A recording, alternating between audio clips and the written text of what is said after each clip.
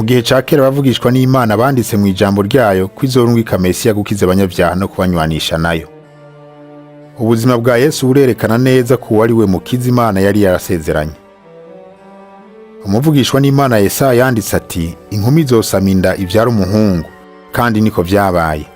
Kubw'ubushobozi bwayo, Imana yatumye Mariya asama inda naho yari isugi, hanyuma avyara Yesu.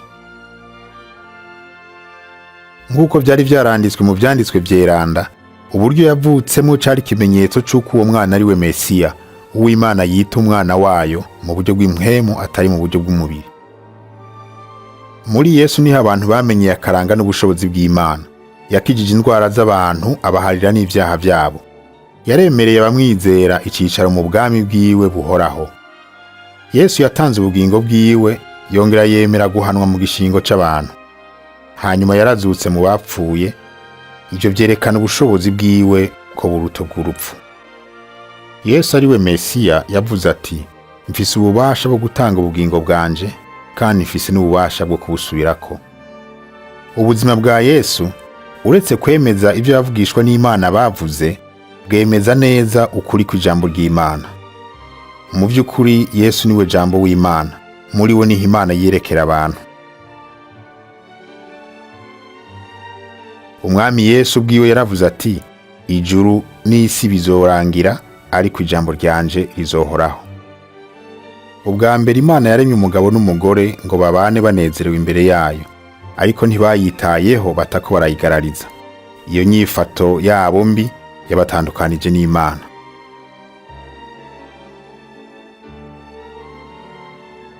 Ijambo ry'Imana rivuga ngo bose bakoze ivyaha. Rirongera rikavuga riti, ingero y'icaha n'urupfu. Abanyabyaha ntibashobora kugiriranira imigenderanire n'Imana.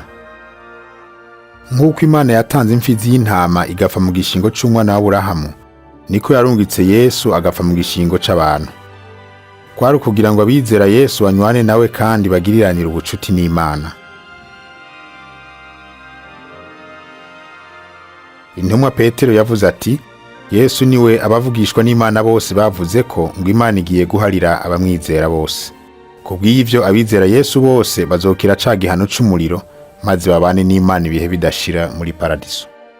Amaze kuzuka mu bapfuye, Yesu yabwiye abamukurikira ati, abantu bazomenyesha amahanga yose mu izina ryanje ko Imana iharira abihana bakayigamburukira. Yesu yavuze kandi ko azorungika mpwemu yera ngo agumane n'abamukurikira, kugira ngo abereke ukuri, yongera bashoboze gukurikira inzira y'Imana.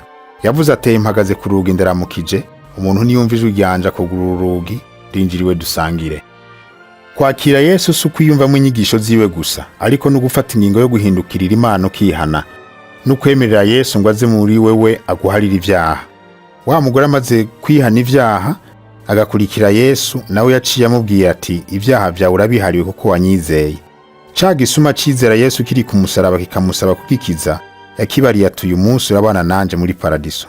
Yesu yavuze ko ukunda vy'ukuri aba yerekanye ko yahariwe ivyaha, kandi yahamagaye abantu ngo bamukurikire.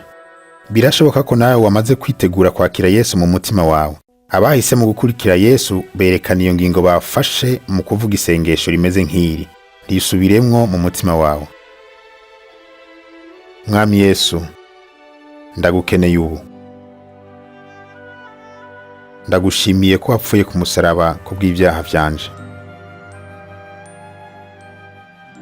Ndakugururiye urugi rw'umutima wanje. Ndakwakiriye nk'umwami n'umukiza wanje. Ndagushimiye ko umpariye ivyaha vyanje, kandi ko umpaye ubugingo budashira. Ndagusavye ngo urongore ubuzima bwanje, kandi umfashe kubaho nk'uko ushaka. Amen.